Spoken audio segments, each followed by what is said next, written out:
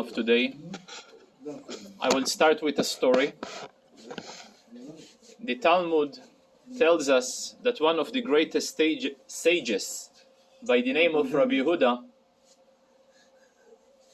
every year after Passover, the Seder night where he was drinking the 4 cups of wine, he was suffering tremendously, to such an extent that throughout the period between Passover and Shavuos, he used to wrap his head from such a headache he was suffering from drinking the 4 cups of wine. Nevertheless, he was willing to get the risk and suffer just how precious was for him to fulfill the mitzvah of drinking the 4 cups of wine. So many of the commentators are asking, everybody knows that Passover night, all we drink is only 4 cups of wine. But throughout Purim, the amount of wine we drink is limitless. So how come he suffered only on the period between Passover and Shavuos, and he did not suffer in the period after Purim? So the answer that Passover represents the time when we got our freedom. Shavuos is the time when we got our Torah. So basically it teaches us when you have freedom without Torah, it is a great headache. It's a great headache and you got to deal with it.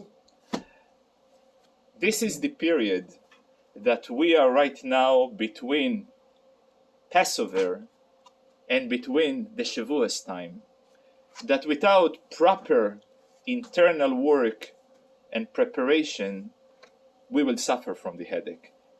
And it's even worse when we're not even sensing the headache that we are suffering from. So for that reason, and in that note, I would like to bring to our attention a few interesting topics that they happen to overlap between those subjects that the Rambam covers today and between the center points that really linking between Passover and Shavuos. For example, today we are covering 3 chapters of the Rambam. However, it's 2 topics. The first topic is the conclusion of the halachot that we started previously, which all under the oath, as we said, characters, good character traits, how to develop them. And in today's 2 chapters, he covered 2 major issues. First of all, given the fact that every individual is heavily influenced by his surroundings. So therefore, if a person happens to be surrounded with negative influence, so in an extreme case, the Rambam recommends he should just go and run to the caves. And although, as we have learned in the previous chapters, a person runs to the caves, he may not have around him not a doctor, and not a rabbi, and not a shul, and not a synagogue, but if the alternative is worse, so sometimes terrible is a nice rescue. Always terrible is terrible, but if the alternative is worse, so terrible is not bad in comparison to worse. So what is, of course, this is in a very extreme case, but obviously, in order for a person to grow spiritually, it is necessary for him to be surrounded with the right influence. And in Torah itself, it says you should be glued to him. How can a person be glued to the God? So the sage is teaching us when a person is in close proximity to the scholars, to the sages, so therefore he is being influenced by them, and therefore his behavior will be properly. Another recommendation that was mentioned in the previous days, when a person emulates his creator by adopting the good traits of the creator, same way as the Almighty is doing kind and kind acts to others, he's also doing kind acts to others. So by doing so, he's also going in the path of God Almighty. Then there is a very important part of today's Rambam that he deals with a very, very, very difficult and sensitive topic. And this is the topic that is extremely hard for each and every person who is social and who is not, even those people who may be defined as hermits, social hermits, they're still social. And when people are good in socializing, they are very good with communicating with others. And therefore, the Rambam presents in Israel there is a slogan that became very popular, and it's called Lashon Hara lo medaber elai. Lashon Hara don't talk to me. Doesn't talk to me, and doesn't, which means this was a sticker that was adopted in Israel in order to promote awareness about the prohibition of Lashon Hara. The literal translation of Lashon Hara is called evil language or negative language. However, and everybody is associating it with bad-mouthing others or gossiping against others. But if we digging deeper, generally speaking, the Rambam defines it into 4 levels. There is one way, which is called slander. Bad-mouthing and spreading false negative rumors about others. That's called motzi shemra. Then there is another speaking truth, but it happens to be negative. It's called lashon hara. Then there is what we call the rechilut, just gossiping. Gossiping. And then there is even a 4th one, which is called avak lashon hara. Avak lashon hara is speaking positively about others, but in a very roundabout way that may imply subtle negativity on others. For example, everybody knows, you're such a great person. If only would be 10 people like you, Moshiach would come. The only problem is that there is so many other people like yourself. So this is for example, but in Avak Lashon Hara, you're saying to somebody, this person, this gentleman, he's so good. I wish he should just stay that way. So, or this guy, what a change. So you're implying that in the past, he was not doing so. So in a way, this type of subtle Lashon Hara is way worse, or it keeps you in suspense, on the negativity about another human being. There is another topic that the Rambam covers, which is also a very loaded and a very sensitive issue. And many times we say in English, there is a saying, with them if we do, with them if we don't. And this is the issue of what we call rebuking another individual. Let's say someone hurt us without him being aware of it. So we have 2 choices. We have 3 choices. Or to address the issue straightforward to him, which this is the ideal way.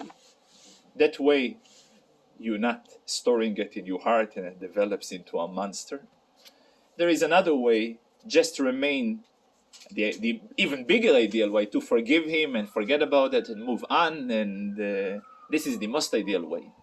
But then the worst thing is not to say anything, but instead to adopt the expression in English, silence speaks volumes. What does it mean, silence? By building an entire silent tension against your friend, as the so-called model of such a behavior starts with the animosity that took place between Joseph and his brothers. It says that one of the biggest trouble is not only just the conflicts. Always there is conflicts, there is disagreement, there is different ways how people looking at things.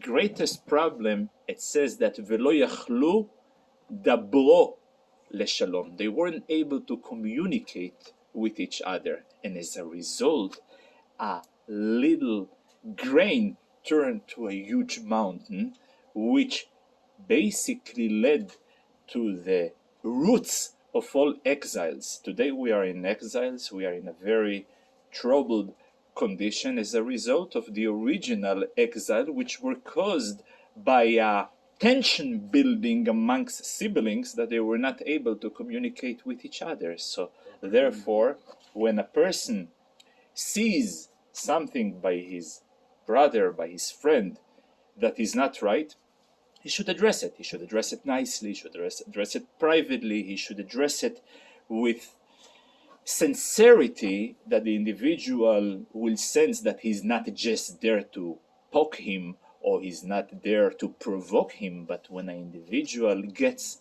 the point that it comes from a sincere point, he may take it the right way. For example, there is another, talking about addressing, there is one also a very loaded and very serious issue when a person sees another individual is doing something that is not right and he's not rebuking him. So he himself, he carries responsibility as he himself committed the crime. For example, it reminds me many times when the Rebbe was addressing different wrong and dangerous decisions that were made by the decision-making personalities in Israel about risking and compromising the security of Jews in Israel. And when the Rebbe was criticizing him, and he was asking, what's the point to criticize them when the chances for them to change their behavior because of my speaking about them is not very high? So what's the point for me to keep criticizing it? And the Rebbe said, one of the points is that if I'm seeing something wrong and I'm not expressing a protest against this wrong, it is considered halachically as I have committed this sin and I will be liable for it, not any less than the person himself who committed. So one of the reasons that the Rebbe always encouraged, of course you got to do it in a very reasonable, in a very acceptable way, but the message must come across very clearly that you're not agreeing with a certain behavior if you see a certain behavior is not being done properly. Then there is another issue, which is basically the final issue. It is the topic of the second topic, which is the rules of study Torah. As I said before, this is a time that we are repairing the lack of Ahavat Israel that were amongst the students of Rabbi Akiva. And it says that the reason they all died in the pandemic that took place in this period, because they were not treating each other with respect. It doesn't say that they didn't love each other. They love each other. And as a result of their excessive love, they felt it will be so important to persuade their friends in their way. And as a result, with great excitement, they were not treating each other with respect. And therefore, their punishment was that they all vanished in this pandemic, this horrific pandemic that took place in this period. So our job is to repair their acts by adding more acts of respect towards each other, love towards each other. So exactly comes in this period those rules of Ahavat Israel, of respecting each other, not speaking, slandering each other, not bad-mouthing each other, and so on and so forth. It is also a period of preparation to Matan Torah. Everybody knows that the Torah was given only when the entire Jews stood next to the Mount Sinai, Ke'ish Echad Belev Echad, like one man in one heart, and therefore they deserve to receive the Torah. So it is also today the end of the halachot of Ahavat Israel, loving a fellow Jew and treating him with respect, and immediately the final chapter of the 3 chapters of the day is Hilchot Talmud Torah, the rules of Talmud Torah. So since we have very much limited time, I'll try in the next minute to cover the major topics of Hilchot Talmud Torah. So it consists of 2 positive commandments. First of all, to study Torah and to teach Torah to others, and to respect the learners and the teachers of the Torah. These are the 2 positive commandments that are associated with the mitzvah of Talmud Torah. Each and every individual, no matter what his socio-economical condition, whether he's poor or rich, whether he's sick or healthy, whether he is busy or not, he must study Torah. Now, at what age a person is obligated? So individual independently is obligated when he is turning to be a bar mitzvah. However, his father has an obligation to teach him Torah soon when he is able to talk. When he is able to talk, the first passage that his father teaching him is Torah Tzivalanu Moshe, Shema Yisrael. These are the first passages that every father must teach his son based on what is written, Veshinantam Levanecha. Now, when a person grows up, he needs to divide his time in the Torah study into 2/3. A third he should divide to read the written Torah, which includes the Torah, Nevi'im, Ktuvim, the Torah, the prophets and the scriptures. And the second part, he must commit to study halachot. Halachot is the rules and regulation, what to do, what is not to do. The third part is Gemara, but Gemara not only in the narrow scope of what we know Gemara, the Babylonian or Yerushalayim Talmud, but also Gemara is to develop the logic and investigating the roots, the logical roots of the halachot, and the ability to compare and to apply the same rules in different scenarios in order to dwell to the depth and to the roots of halakha. And later on, when a person was obtaining all the basic knowledge from the fundamental text of the Torah, so then the majority of his time should be devoted only to so-called Gemara, to dwelling into the depth and thinking and applying, as I said, the same logic to other scenarios. Now, it is very important to note I'm coming to one topic that I haven't mentioned before. In the end of Hilchot Deot, the Rambam concludes with the prohibition to take revenge against another fellow. If an individual, for example, you asked him a favor today and for some reason he was rejecting you, and tomorrow the same individual asks you a favor, so you are prohibited not only not take revenge, who says, well, I'm not going to give you the favor the same way as you did not give me a favor yesterday. That's called nekama. It is forbidden. And then there is even a tira. It's even, you are a goody good. You're saying, well, look, here have, I'm not going to be on your style of behavior. I'm going to display over here an ideal way of behavior. That's called netira. And the Rambam concludes with the following sentence, which is very important if it will be on our minds of every human being which is a member of this planet. And if everybody will remember, will engrave it on his heart, the world will look way, way better than we are knowing it this way. And he says like this: Ra'ui lo la'adam, it is proper for a human being, lehiyot ma'avir al midotav. Ma'avir al midotav, not take so-called his emotional harm too seriously. Al kol divrei ha'olam, on anything that takes place in this world. Sheha kol, all things that we are taking so seriously, Etzel HaMevinim, to those people who really understands Divrei Hevel Vehavai. Divrei Hevel Vehavai is nonsense. Ve'inan kedai linkom alehem. They're not worthwhile to waste your emotional assets, precious emotional assets, for those petty things.